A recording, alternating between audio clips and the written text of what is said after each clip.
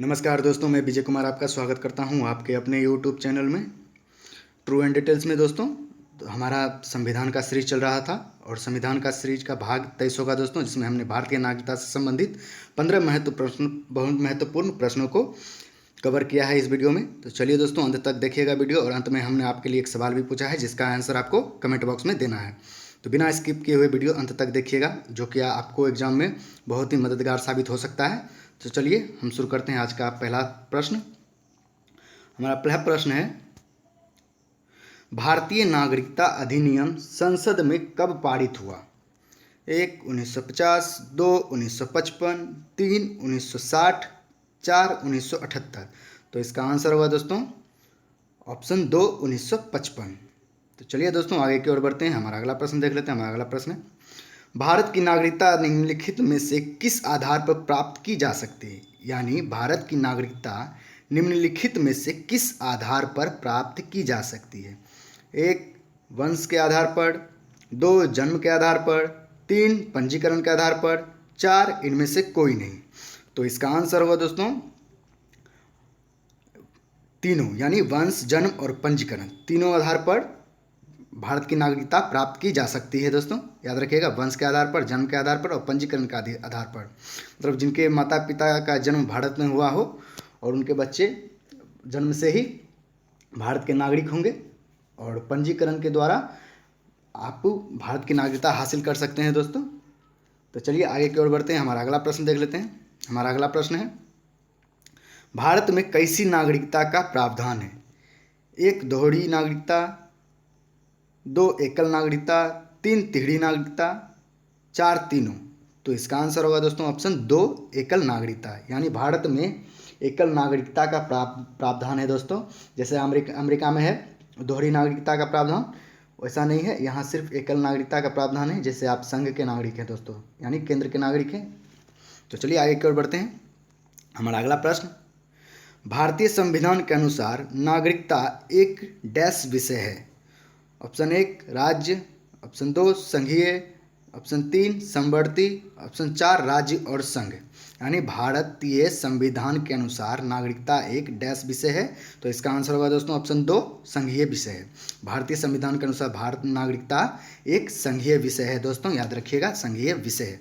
तो चलिए आगे की ओर बढ़ते हैं। हम अगला प्रश्न देख लेते हैं, किसे नागरिकता पर कार्य करने का कोई अधिकार प्राप्त नहीं है? 1 पार्लियामेंट को, 2 संघ को, 3 संसद को, 4 राज्य सरकार को। तो इसका आंसर होगा दोस्तों ऑप्शन 4 राज्य सरकार को नागरिकता पर कार्य करने का कोई अधिकार प्राप्त नहीं है। दोस्तों इस पर कार्य सिर्फ और सिर्फ संघ, संसद, पार्लियामेंट कर सकते हैं।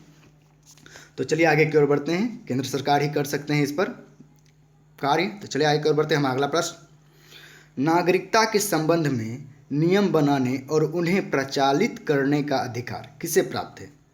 1 केंद्रीय संसद, 2 राज्य सरकार, 3 सर्वोच्च न्यायालय, 4 कोई नहीं। तो इसका आंसर होगा दोस्तों ऑप्शन 1 केंद्रीय संसद को नागरिकता के संबंध में नियम बनाने और उन्हें प्रचालित करने का अधिकार केवल और केवल केंद्रीय संसद को प्राप्त है। दोस्तों याद रखिएगा, इसमें राज्य सरकार का कोई हस्तक्षेप नहीं होना चाहिए, ना ही होता है।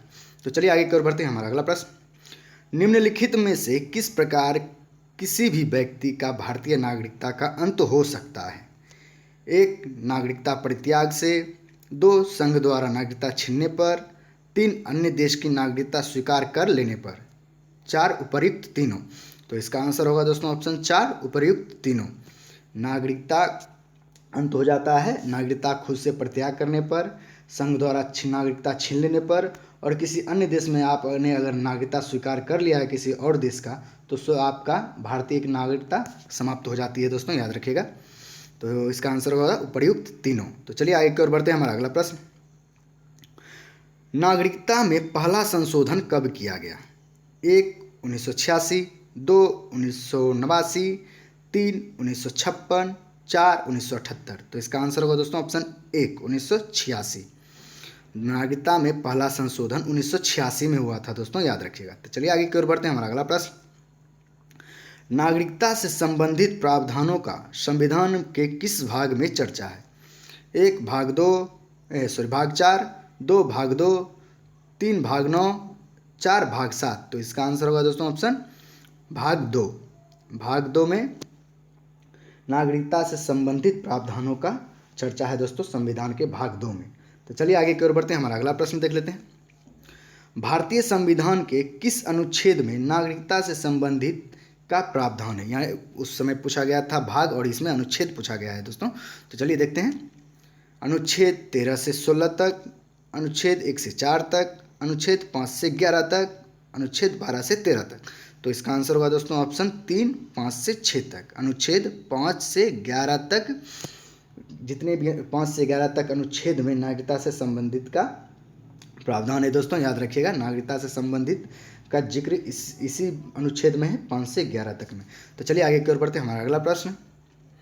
नागरिकता संशोधन विधेयक 2019 के तहत पड़ोसी देशों के अल्पसंख्यक कितने साल तक भारत में रहकर भारत की नागरिकता प्राप्त कर सकते हैं? 11 साल, सॉरी दोस्तों साल लिखा गया, साल लिखाना था। 2 5 साल, 3 8 साल, 4 10 साल। तो इसका आंसर होगा दोस्तों ऑप्शन 2 5 साल। पहले 11 साल था, उसके बाद थोड़ी सी ढील देकर इसको 5 साल कर दिया गया है दोस्तों। तो याद रखिएगा 5 साल। 5 साल अगर पड़ोसी देश के अल्पसंख्यक जैसे जैन, सिख, पारसी और ये क्या बौद्ध, ये सब अगर 5 साल भारत में रह जाते हैं और आवेदन करते हैं नागरिकता के लिए, तो उन्हें नागरिकता प्राप्त हो सकती है दोस्तों, याद रखिएगा 5 साल। तो चलिए आगे की ओर देखते हैं, अगला प्रश्न देख लेते हैं। हमारा अगला प्रश्न है, नागरिकता संशोधन विधेयक 2019 के अनुसार कितने धर्म के अल्पसंख्यकों को नागरिकता दी जाती है? 1 5, 2 6, 3 8, 4 4। तो इसका आंसर होगा दोस्तों ऑप्शन 1 5। 5 धर्म के अल्पसंख्यकों को नागरिकता दी जाती है। और वो कौन कौन से धर्म हैं वो आप हमें कमेंट बॉक्स में ज़रूर बताएं दोस्तों। तो चलिए आगे की ओर बढ़ते हैं, हमारा अगला प्रश्न। नागरिकता संशोधन विधेयक 2019 में किस धर्म की शरणार्थियों को भारत की नागरिकता नहीं दी गई है? जो नीचे लिखा हुआ है उसमें से किस में देखते हैं। 1 सिख, 2 पारसी, 3 जैन, 4 मुस्लिम। तो इसका आंसर होगा दोस्तों ऑप्शन 4 मुस्लिम। मुस्लिम शरणार्थियों को भारत की नागरिकता नहीं दी गई है दोस्तों नागरिकता संशोधन विधेयक 2019 में। तो चलिए बाकी सिख, पारसी, जैन सभी को दिए गए हैं, यानी 5 हैं, सिख, पारसी, जैन और ये क्या कहते हैं बौद्ध, ये सब हैं, 5 हैं। तो चलिए आगे की ओर बढ़ते हैं, हमारा अगला प्रश्न। राज्यसभा ने कब नागरिकता संशोधन विधेयक 2019 को पारित किया था? 1 12 दिसंबर 2019, 2 11 दिसंबर 2019, 3 10 दिसंबर 2020, 4 20 दिसंबर 2018। तो इसका आंसर होगा दोस्तों ऑप्शन 2 11 दिसंबर 2019 को राज्यसभा ने नागरिकता संशोधन विधेयक 2019 को पारित किया था 11 दिसंबर 2019 को। तो चलिए आगे की ओर बढ़ते हैं दोस्तों, हमारा अगला प्रश्न देख लेते हैं। हमारा अगला प्रश्न है, राष्ट्रपति ने नागरिकता संशोधन विधेयक 2019 को स्वीकृति कब प्रदान की? 1 12 दिसंबर 2019, 2 29 जनवरी 2019, 3 20 फरवरी 2019, 4 10 नवंबर 2019। तो इसका आंसर होगा दोस्तों ऑप्शन 1 12 दिसंबर 2019 को राष्ट्रपति ने स्वीकृति प्रदान की थी। याद रखिएगा दोस्तों, याद रखिएगा। और चलिए देखते हैं आपके लिए क्या प्रश्न है। आपके लिए एक प्रश्न है जो कि ये है प्रश्न, नागरिकता संशोधन विधेयक 2019 कितने लोगों को नागरिकता देने के साथ लागू हो गया था? याद क्या है प्रश्न दोस्तों, फिर मैं रिपीट करता हूँ।